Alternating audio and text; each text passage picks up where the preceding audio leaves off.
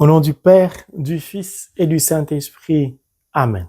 Que la paix et l'amour de notre Seigneur Jésus-Christ soient toujours avec nous, mes frères et mes sœurs, dans la foi chrétienne. Plongés dans une joie divine, une allégresse mariale, je voudrais témoigner de ma gratitude infinie à l'égard de l'être suprême au monde, Dieu le Père, Jésus-Christ, mon maître à penser, et le Saint-Esprit, pour tout ce qu'il n'a cesse d'accomplir dans notre vie, au travers de cette chaîne, au cœur de la mission qu'il nous a confiée, au cœur du groupe de prière Jéricho. Mon frère, ma sœur, Dieu n'a cesse de nous témoigner de l'immensité de son amour infini. Je ne puis m'empêcher de lui rendre grâce. J'ai du mal à contenir ma joie. Comme a dit le psalmiste, comment rendrai-je au Seigneur tout le bien qu'il me fait? Mon frère, ma sœur, ce que sa bouche dit, sa main l'accomplit. Dieu nous aime tellement qu'il anticipe chaque jour dans notre vie. Au travers du témoignage que je vais partager avec vous, vous pourrez lire entre les lignes, pour ceux qui ont l'esprit saint, bien sûr, ce que Dieu a prévu de faire pour nous l'an 2025. Pour cela, permettez que je partage un passage biblique avec vous qui n'est pas le passage de l'enseignement. Et vous allez comprendre où je veux en venir. Exode chapitre 25, verset 1 au verset 8, mais je vais sauter quelques versets. Le Seigneur adressa la parole à Moïse. Dis aux filles d'Israël de lever pour moi une contribution, sur tous les hommes au cœur généreux. Je reprends, sur tous les hommes au cœur généreux. Vous lèverez cette contribution. Et telle est la contribution que vous lèverez sur eux. Or, argent, bronze, etc., etc. Ils me feront un sanctuaire et je demeurerai parmi eux. Mon frère, ma sœur, Dieu, l'être suprême au monde, ne bâtira jamais une maison au travers des offrandes qui n'émanent pas d'un cœur généreux. Je recommence. Dieu ne va jamais accepter que sa maison soit construite à partir des offrandes, des dons qui n'émanent pas de lui-même, c'est-à-dire d'un cœur généreux.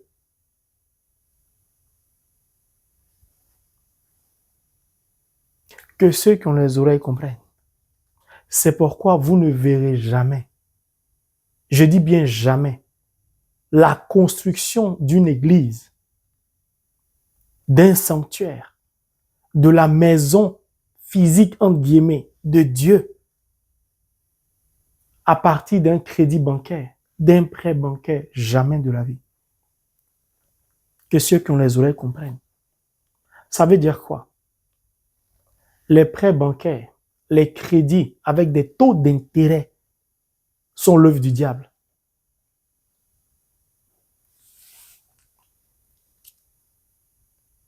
Mon frère, ma sœur, l'être suprême au monde nous dit clairement, sans un cœur généreux, ton offrande n'a point de valeur à ses yeux. Puis, mon maître à penser n'est jamais bien loin. Au travers de Saint Paul, qui sommes-nous? Un membre du corps qu'est l'Église. Nous sommes donc une partie de ce corps. Nous sommes donc une partie de l'Église. Si l'Église de Dieu, la maison de Dieu, ne peut être construite sur la base d'un prêt bancaire,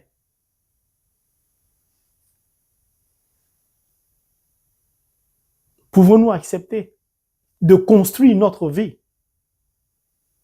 sur la base des prêts bancaires? Je pose juste la question.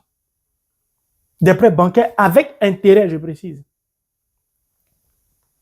Que chacun réfléchisse. Pourquoi je partage ce texte avec vous? Jésus-Christ a visité une maman, lui a demandé de prier pour que Dieu, l'être suprême au monde, envoie beaucoup de donateurs pour que la maison de Dieu soit bâtie aux États-Unis, pour que les murs du ministère puissent sortir de terre. Le centre d'accueil et de retraite spirituel le plus grand au monde que j'appelle de tous mes voeux, si telle est la volonté de Dieu, devienne une réalité. Cette maman a pris sur elle l'engagement parce qu'elle a la crainte de Dieu, elle obéit à Dieu, elle est obéissante à la parole de Dieu, a commencé à prier. Tel que Dieu, par la puissance de son esprit, au nom de Jésus, lui a demandé. La prière était précise. Elle a commencé. Et Marie n'était jamais loin au travers de la révélation de Jésus-Christ à cette maman. Elle a commencé à prier, puis l'Esprit de Dieu lui a dit qu'elle-même doit contribuer financièrement pour la construction de la maison de Dieu aux États-Unis. Et le Saint-Esprit a précisé le montant. 1 000 €. Cette maman qui a la crainte de Dieu s'est rapprochée de moi, a partagé cela avec moi et nous a fait parvenir son virement, son offrande, son don à la demande de l'aide suprême au monde de 1 000 € pour la construction de la maison de Dieu. Mon frère, ma sœur, si vous savez lire entre les lignes, parce que rempli de l'Esprit Saint, vous comprenez tout de suite le projet de Dieu pour nous en 2025. Dieu a déjà arrêté son projet. Il n'a pas pris n'importe qui. Il a regardé cette maman comme il a choisi la Vierge Marie. Il a vu en elle, en son cœur, sa générosité. Ça veut dire quoi? Lui-même sa propre présence en elle. Pourquoi je précise que la générosité ne signifie pas que ceux qui ne donnent pas pour la construction n'ont pas un cœur généreux? C'est un langage spirituel surnaturel que nous devons apprendre à décoder par l'Esprit Saint. Un cœur généreux est un cœur qui accueille le Christ. C'est-à-dire, c'est un cœur dans lequel le Christ est présent. C'est ça un cœur généreux. Parce que ce que Dieu va toujours nous demander de donner, c'est parce qu'il nous a déjà bénis. Donc, ce que j'ai ne vient pas de moi, c'est Dieu qui me l'a donné. Ça ne m'appartient pas.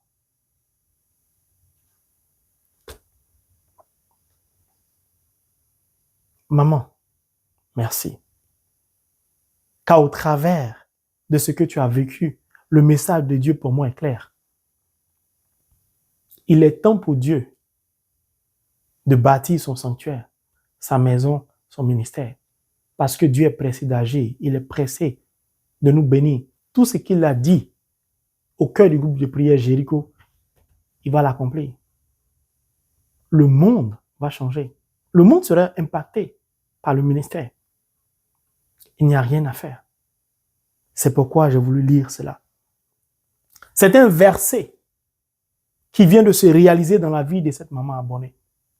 Hier, Dieu a parlé à Moïse. Le Seigneur adressa la parole à Moïse. Aujourd'hui, cette maman est comme Moïse. C'est à elle que Dieu s'adresse. C'est cela que j'ai voulu partager avec vous. Dieu veut voir sa maison sortie de terre. Elle sortira. Parce que c'est par sa parole qu'il a créé l'univers invisible et visible.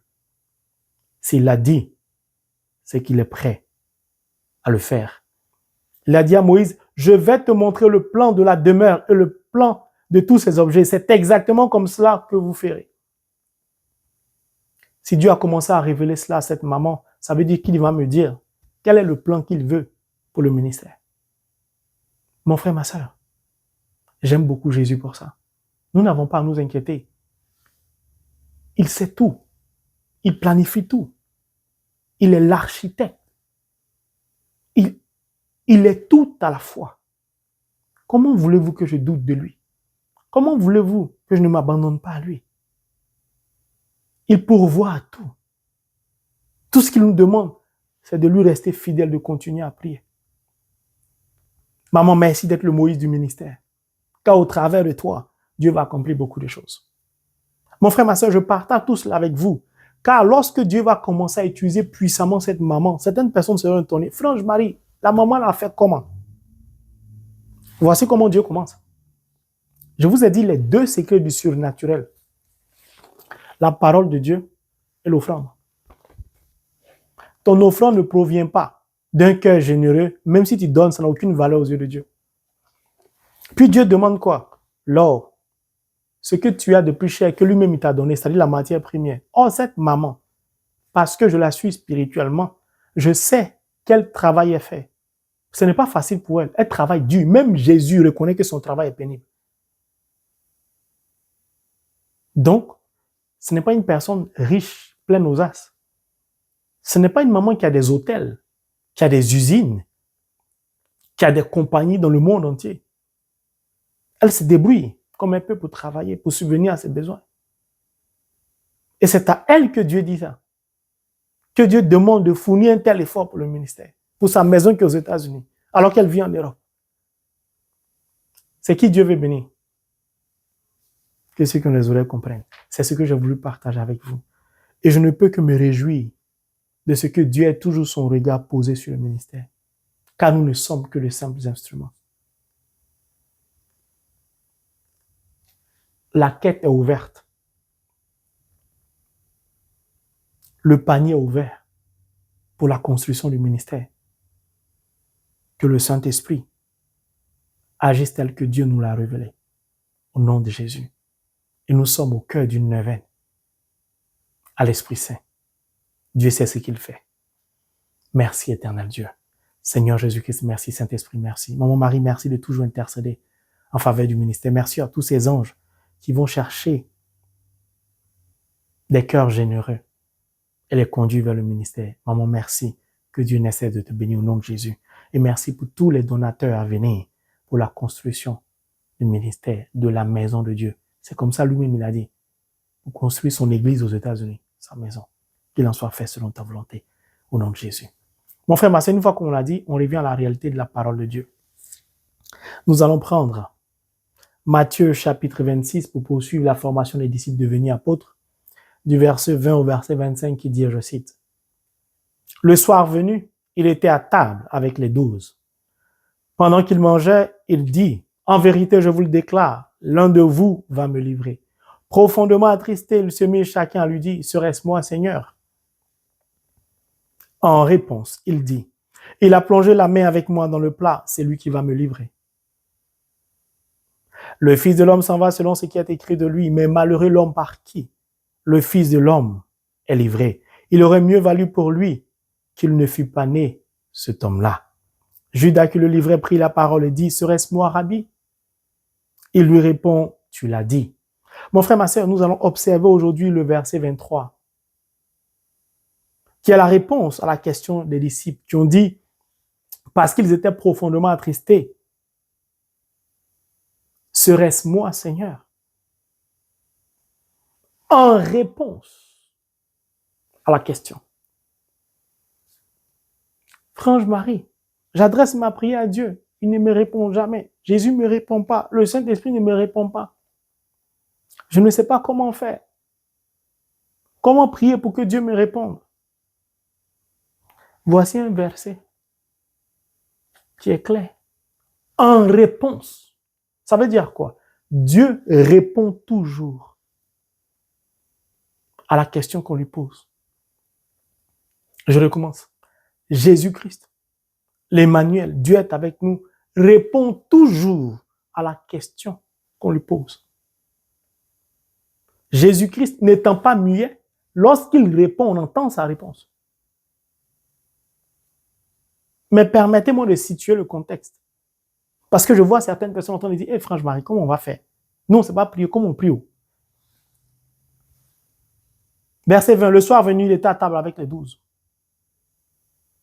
Il n'existe aucun être humain sur la terre, plus précisément aucun chrétien, qui est en communion chaque jour avec la parole de Dieu, qui est en communion spirituelle chaque jour avec le pain vivant descendu du ciel.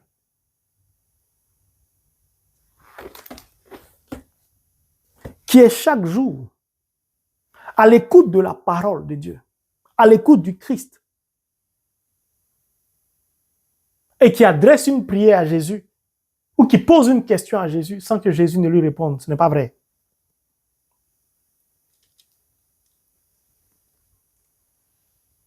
Pendant qu'ils mangeaient, ils étaient en train de manger. Tout chrétien qui mendigue la parole de Dieu, qui mange la parole de Dieu, qui observe la parole de Dieu, qui écoute la parole de Dieu, et qui pose des questions à la parole de Dieu lui répond. Ce qui fait qu'on n'entend pas, je recommence, je dis ce qui fait qu'on n'entend pas. Je n'ai pas dit ce qui fait que Jésus ne répond pas. Ce qui fait qu'on n'entend pas, c'est que nous-mêmes, nous avons tracé un canevas, un chemin dans lequel nous souhaitons que Dieu nous parle. C'est tout. 90% de nos questions ont déjà les réponses ici. Parce que si je dis 100%, vous allez dire que j'exagère. C'est une bibliothèque avec plusieurs compartiments et départements. Tu recherches de l'or. Regarde dans la parole de Dieu, ça va t'indiquer le pays, la terre, le lieu où se trouve le pétrole. Tu recherches le diamant, ouvre ta Bible. La parole va t'indiquer où se trouve le diamant. Tu recherches ton âme sœur, ouvre la parole va t'indiquer où se trouve ton âme sœur. Où va te conduire dans le champ des visions de ton âme sœur. Ce n'est pas moi qui le dis. Jésus a simplement dit, la parole s'est exprimée. En vérité, je vous le déclare, l'un de vous va me livrer. Mais quand je lis la parole, j'écoute le Christ me parler. Pourquoi je lui pose une question et il ne répond pas? C'est moi qui suis sourd ou c'est le Christ qui ne répond pas?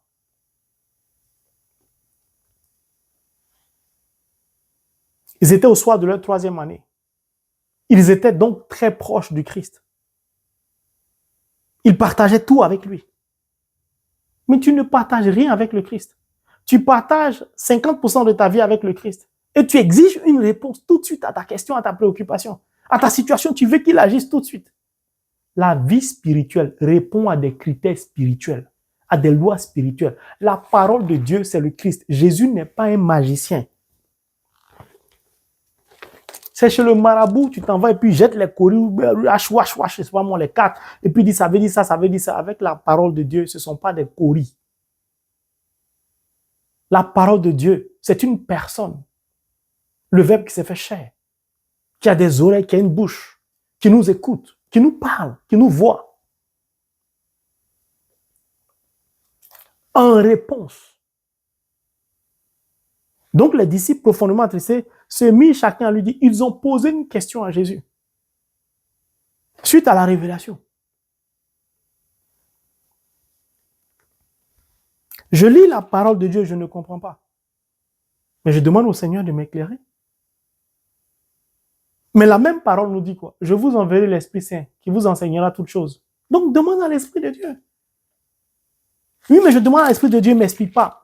Parce que tu veux qu'il t'explique quand toi tu veux, comme tu veux. Non. Tu es libre de tes choix. Le Saint-Esprit est libre de ses choix. Si tu lui fais confiance, c'est-à-dire si tu fais confiance en la parole, tu lui as posé une question, il te répondra. Il peut te répondre directement dans ta chambre, mais il peut te répondre au travers d'un enseignement du frère Marie. Oui, mais je lui ai demandé ça lundi, on est dimanche, il n'a pas encore répondu. Mais tu n'es pas au courant qu'un jour égale à 1000 ans, 1000 ans égale à un jour. Ce que toi tu appelles une semaine, pour lui ça fait une seconde. Donc pour lui, il t'a répondu. Tu n'as juste pas voulu l'écouter. Mais franchement, dit comment? Parce qu'il t'a poussé à écouter l'enseignement du jour, tu as préféré aller ailleurs ou écouter autre chose. Une chanson du monde, à regarder un film. Qu'est-ce que tu veux qu'il te dise? En réponse, il répond toujours à toutes sortes de questions. À condition que nous soyons toujours en communion spirituelle avec lui. À condition que nous mendiquons la parole pendant qu'il mangeait. Chaque fois qu'un chrétien mange la parole, communie avec la parole, ils étaient à table le soir, c'est-à-dire dans le recueillement, en silence. Le Seigneur répond toujours, mon frère. Il répond toujours, ma sœur. Je dis, il y a des révélations qui bouleversent, non? Une personne abonnée qui a reçu une révélation qui est bouleversée, qui m'a contacté. Je lui ai dit, c'est une révélation bouleversante. Pour toi, mais salvatrice pour le ministère. Mais je vais partager tout ça avec vous plus tard, au moment opportun. Mon frère, ma sœur, quelle est la réponse? Il dit, il a plongé la main avec moi dans le plat. C'est lui qui va me livrer. Pourquoi le Christ ne pointe pas du doigt, ne dit pas directement qui va le livrer? Simplement parce que le Seigneur veut toujours nous indiquer le chemin du discernement. C'est tout. Jésus-Christ n'accuse personne et n'a accusé personne. L'accusation vient du diable. Des chrétiens qui, à la moindre conversation, sont prêts à accuser l'autre. L'accusation vient du diable. Jésus-Christ n'accuse jamais. Il met en exergue l'obscurité. Il dénonce le comportement du diable. Mais il n'accuse jamais. C'est pourquoi le chemin de notre élévation spirituelle est difficile, y compris moi-même en premier. Parce que nous accusons facilement.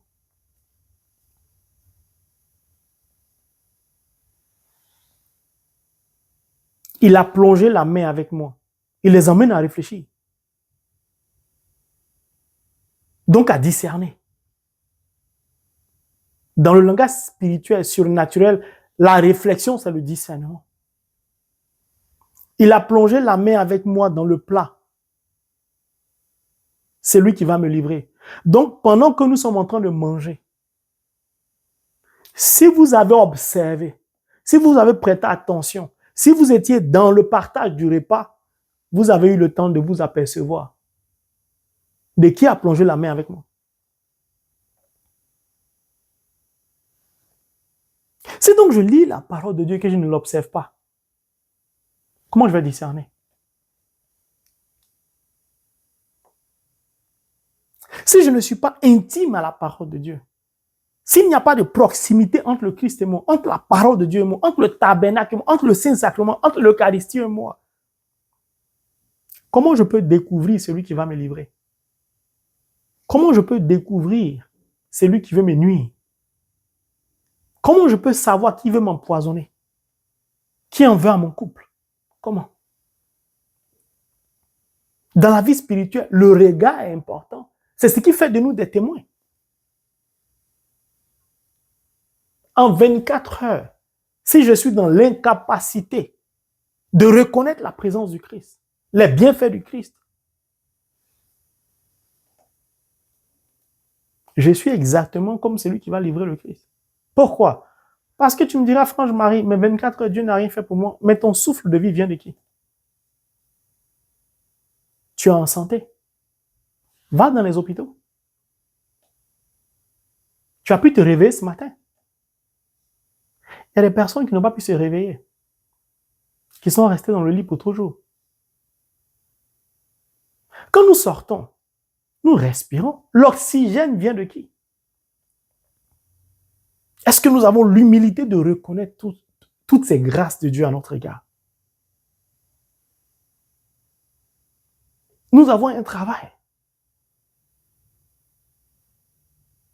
Nous avons une famille, un foyer, un mari ou une épouse. Nous avons des enfants. Nous sommes même célibataires, avec 2 enfants, avec 5 enfants.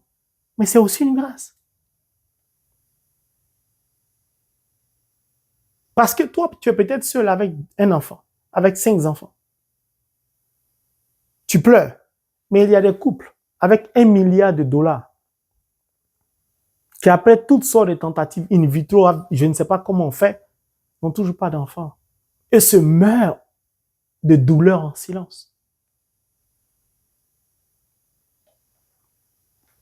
Le Seigneur va toujours nous indiquer. La parole de Dieu va toujours nous indiquer le chemin du discernement. Le chemin du discernement. Sans le discernement, nous ne pouvons pas parvenir à obtenir ce que nous désirons. Qui les a choisis? C'est le Christ. Il savait d'avance qui allait le livrer, mais il n'a pas dénoncé la personne, il ne l'a pas accusé. Il l'a laissé. Quand on est sûr de sa relation avec l'être suprême au monde, on n'a pas peur des soubresauts du diable. Qu'il se camoufle en ange de lumière ou pas, on peut le voir, l'apercevoir, le mettre à nu. C'est ce que le Christ fait.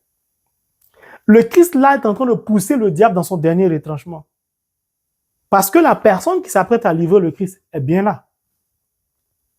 Quand il parle de plonger, il a plongé la main avec moi, Donc quand je conduisais ma main dans le plat, celui qui va me livrer conduisait sa main en même temps. Donc il agissait comme moi. Il était donc proche de moi. Il y avait une proximité entre nous deux. Il y avait une intimité. À tel enseigne que mes mouvements étaient ses mouvements.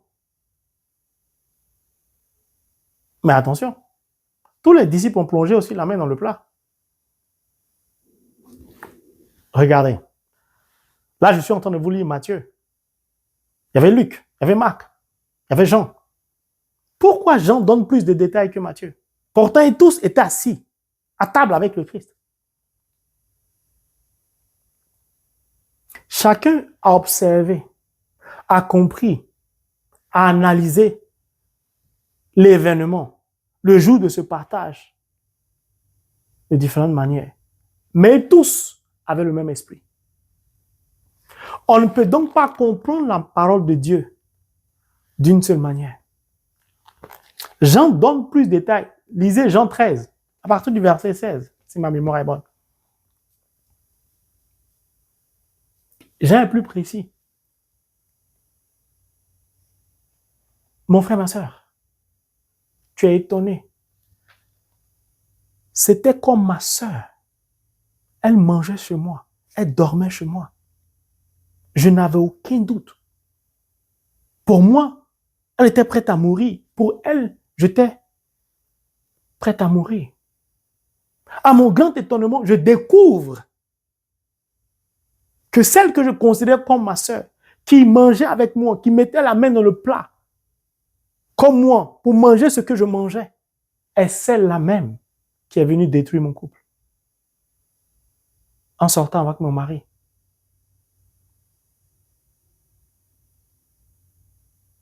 C'est ça. Pourquoi, au travers de l'exemple que je viens de donner, cela est-il possible? Ça veut simplement dire que ce couple-là, que je viens de prendre en exemple, par exemple, ne communiait plus avec le Christ. Ne partageait plus le pain vivant en communion spirituelle.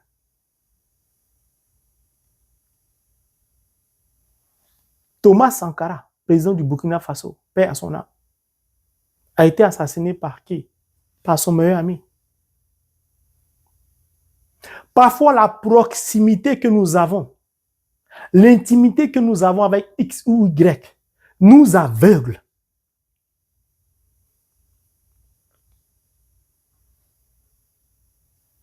aveuglés, si nous demeurons dans la prière, si nous sommes attachés à la parole de Dieu va venir ôter le voile qui nous empêche de constater, de voir la vérité ou de voir l'esprit démoniaque s'approcher pour détruire notre couple, pour détruire notre vie, pour détruire notre travail, pour détruire tout ce que nous avons bâti par la bénédiction de Dieu et obtenu.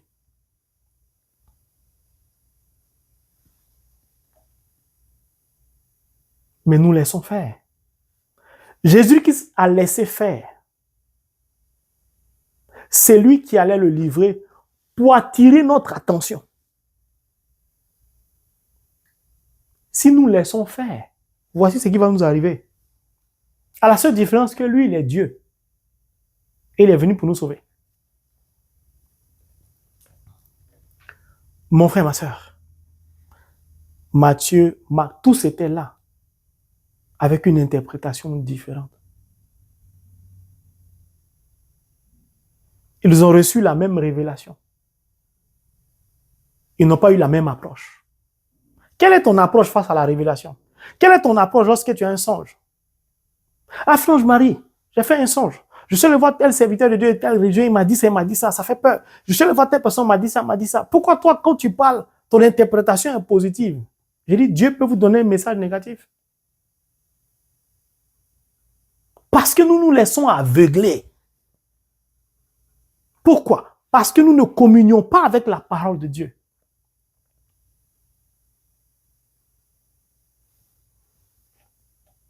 Je donne un exemple.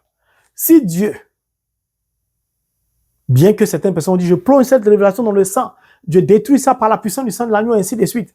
Parfois, je rigole. Annonce que tu vas mourir. Dites-moi, qu'est-ce qui est négatif dedans? C'est négatif parce que tu restes charnel. Donc, tu penses être immortel et éternel sur cette terre. Mais la mort du Christ signifiait quoi? Notre entrée au paradis? Dieu est-il obscur? Non. Si l'Esprit te dit tu vas mourir, ça veut dire que Dieu t'attend, il est pressé de te voir. Qu'est-ce qui est négatif? Pour moi, c'est joyeux. Ézéchias, Dieu lui a dit, il va mourir, il a commencé à pleurer. Dieu lui a dit, je prolonge ta vie pendant 15 ans. Vous pensez vraiment que Dieu voulait qu'il meure? Non. Dieu voulait simplement lui dire, vis bien pendant 15 ans, après tu vas venir me voir. C'est tout. Avec Dieu, tout est joyeux. Avec l'Esprit Saint, tout est joyeux. Mais la parole de Dieu veut que tu empruntes le chemin du discernement. Il a plongé la main avec moi dans le plat, c'est lui qui va me livrer. La parole de Dieu va t'indiquer l'origine de ta souffrance. Pourquoi tu souffres au lieu d'accuser Dieu?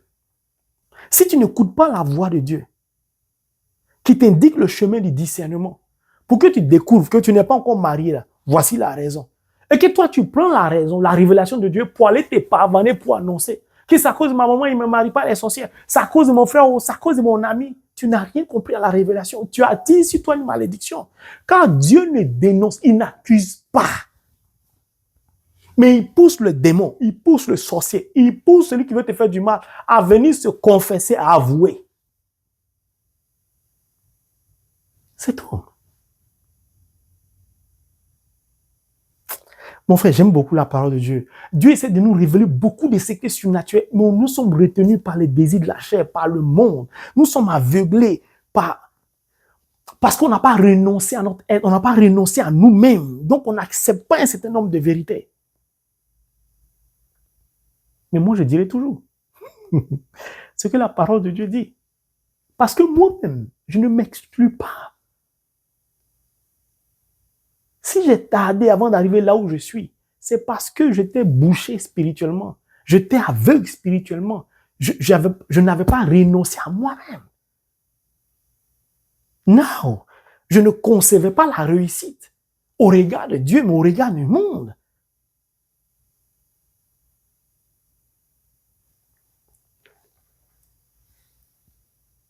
En réponse, il dit, il a plongé la main avec moi dans le plat, c'est lui qui va me livrer. À partir de là, les disciples vont commencer à comprendre. Ceux qui ont observé ont eu le temps de savoir ce qui. Que Dieu nous donne rempli de son Esprit Saint. Chaque fois que nous recevons 2 hosties, comme ma sœur Mathé, de comprendre la profondeur de ce que Dieu nous dit. Chaque fois que le Seigneur nous donne des messages avec des versets bibliques en référence, que nous puissions emprunter le chemin du discernement pour comprendre ce qu'il veut nous dire. Au nom de Jésus. Amen.